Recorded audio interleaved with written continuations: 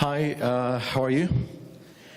I hope that I will make use of the 10 minutes that I have, although I have been told that it is 15 minutes. Anyway, so basically my presentation is about robotics and education development, how we can use robotics in education and how we can improve our students' learning with robotics.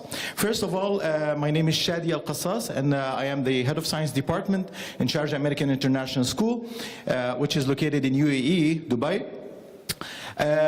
These are my contacts, and here my contacts are not for the show-off. Basically, I lead lots of online programs like e-learning zones for teachers who are interested in beginning programs with their students. So if you are interested to start your program, please contact me through these lines. I have a YouTube channel, Twitter, and Instagram. I remember one of the stories of a quantum physics teacher. The quantum physics is a very hard branch of physics. And he said once, the first year of teaching quantum mechanics to my students didn't understand anything. The second year of explaining quantum mechanics, they didn't understand anything. And the third year of teaching quantum mechanics, I understood quantum mechanics. So the moral of the story is, are we here to give students information? Are we reliable sources of information? What is the basic essence or the capstone of education? Is it information? I quote John Dewey here. He said, give the pupils something to do, not something to learn. And when the doing is of such a nature as to demand thinking, learning naturally results. I believe that John Dewey here highlighted the important role of teachers to be facilitator or mediators, not sources of information. I believe now everyone can get sources of information from the internet, YouTube, every single website. You can get lots of free and credible information. So it's about us to begin to be facilitators or mediators. Let's have a look on the fast-changing world and to compare them with the progress of the technological advances versus education. This was the car in 1916. 100 years later, this is Tesla car that has no drivers. In 1979, this was Apple computer. 37 years later, we have the tablets. This was 1916 airplane. 100 years later, we have magnificent airplanes. This was the clearest pictures of Pluto in 1996. Only 19 years later, we had this detailed, magnificent picture of Pluto by the New Horizon. In 1950, this was the first NASA's launch of the rocket. 66 years later, we have SpaceX. So, there were leaps between the past and the future of this world. What about education? Has the methodology evolved? In 1937, this was the classroom.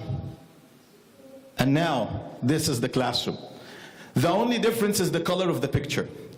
There is something wrong. Yes, I look like that. So, what is the problem? I believe that we have three basic problems in our classroom. First of all, we have crisis and passion. Our students, they don't have this passion about education. They are getting bored. Why? There are many reasons. First of all, we have dry lecture styles, untrained teachers, difficult materials. Sometimes they have no leverage from the last year's. Last year's math is important for this year's math. We have some domestic problems they might have at home. They might have a learning disability or a special need. The second problem that we have is feeling meaningless. Unfortunately, they don't know the impact of the information they are taking. And I always have this question, when I'm going to use the differential equations in my real life? And the third problem is the lack of training and the distance between the training of the teachers and the real life problems or the real life context in the classroom. So those three challenges need solutions. And the basic solution is to change the perception about education from methodology based to goal-oriented. We need to think of the goal, not the method. Unfortunately, most of the training sessions are just giving you some ways to deal with the teachers, with the students. Differentiation and PBL, all of these practices are just focusing on the practices inside the classroom. But no one of them is focusing on the goal. What is the ultimate goal of education? I believe that the purpose of education is not that. This is an interview with one of the good students, and when he is asked about his life skills, his answer was tests. I'm good in tests, I can take them. Unfortunately, this is not the right way. This is not what the world needs. The world needs lots of things, such as productive citizens. We need productive citizens that they are able to apply the 21st century skills, that we call them the 4 C's.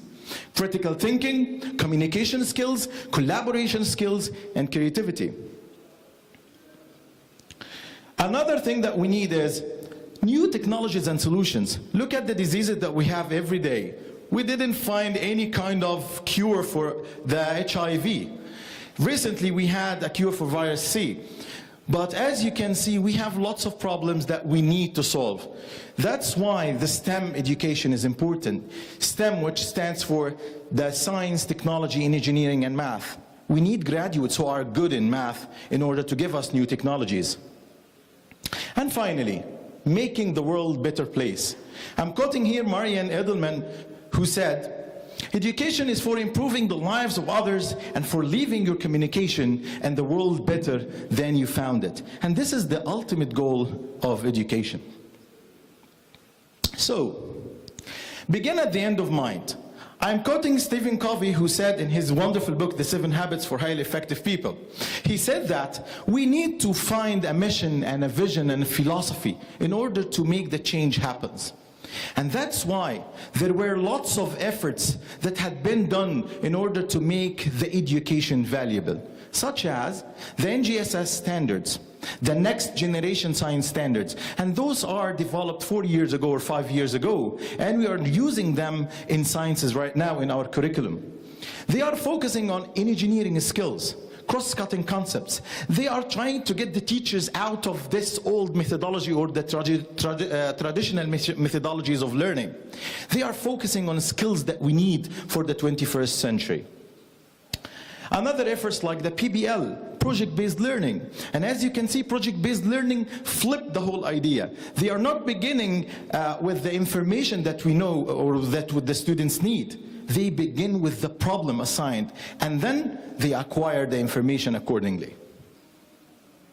And as you can see, the PBL is focusing on the scientific thinking skills, identifying problem, forming hypotheses, doing experiments, and finding results. So, why robotics? I believe that using robotics in your classroom will develop lots of skills that you need.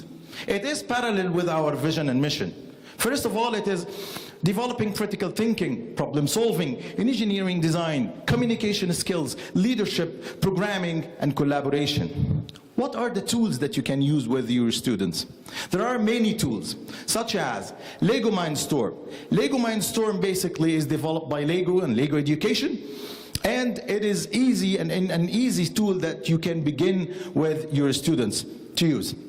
It consists of a brain, motors, and sensors.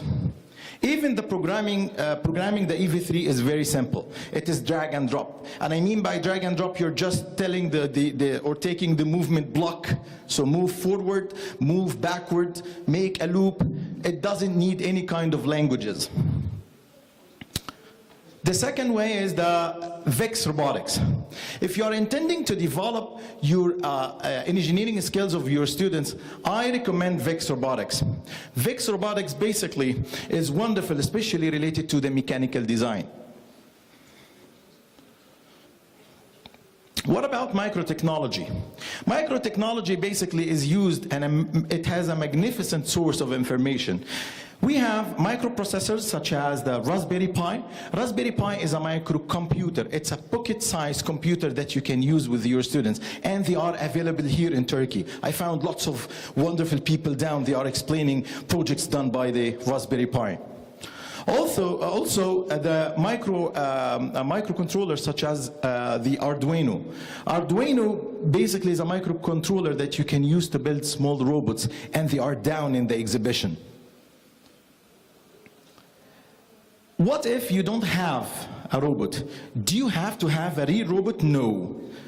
They have given us other solutions, such as the Robot Virtual World. If you go to robotvirtualworld.com, you will find a magnificent source of information about a virtual world that you can, a virtual robot that you can program and use on your computer. So you don't have to use a real robot to buy. Beginning programming with your students. I always thought about that as if it is an impossible thing. Unfortunately, I'm not a programmer. I'm a physicist. I love physics. But programming, I had no experience on programming. I started with my kids. I tried to learn and to teach myself programming. I found lots of magnificent sources online. Code.org is one of the best organizations that you can begin with your students to teach them programming. And they are classified according to the grade. You have elementary school, middle school, and high school programs, and they are for free. You don't have to pay anything. Free programming courses. Go to the App Store or the Play Store today. Download these apps. Those are the best universities online. edX, you have Coursera, Khan Academy. All of these academies online, they are providing free programming courses. I believe I still have 3 minutes, right? 2 minutes. This is 1 minute. Good. This is one of the feedbacks of our student, Muhammad Walid, and he's explaining his experience about robotics and how it developed his life skills. We have internet, right?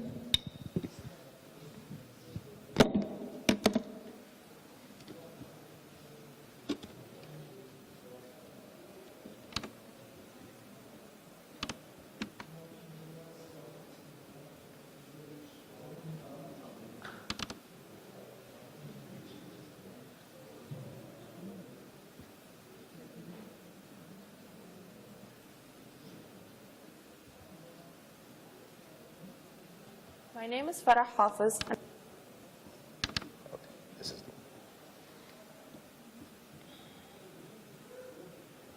My involvement in the SAIS robotics program was a profoundly remarkable and galvanizing experience. During this exceptionally educational escapade, my team members, consisting of Maz, Danish, Bardia, and myself as the leader, embarked on some of the most captivating and collaborative experiences of our aspiring young lives. Building the robot helped us develop extraordinary engineering skills, as well as deepen our understandings of mechatronics and design. We also developed some basic programming skills, with hundreds of resources online giving us step-by-step tutorials guiding us through the entire process of programming the robot. But our experience wasn't solely limited to robotics engineering and design. As a matter of fact, community service was a much bigger part of it. Students from our school who had designed a robot for the VEX Robotics competition in the UAE actually went and visited a nursing house in hopes to teach our elders and give them insight on the modern world. In my opinion, robotics education should be a standard part of every school's curriculum. Its combination of collaborative and leadership skill development makes it a great contribution to the 21st century economy. For the 30 seconds that I do have, one of the teachers one day told me that, okay, fine, I believe that robotics can work in physics and might be working in chemistry, but what about biology? This is an NXT robot, and this robot, as you can see, it is a spider, and you can teach your students about joints in here or the exoskeletons. This is an example of using the robotics in biology. Robotics can be used in every single subject. Don't believe anyone who is telling you that it is only programming and physics. This is the real world, and this is the new world. Thank you very much. Thank you.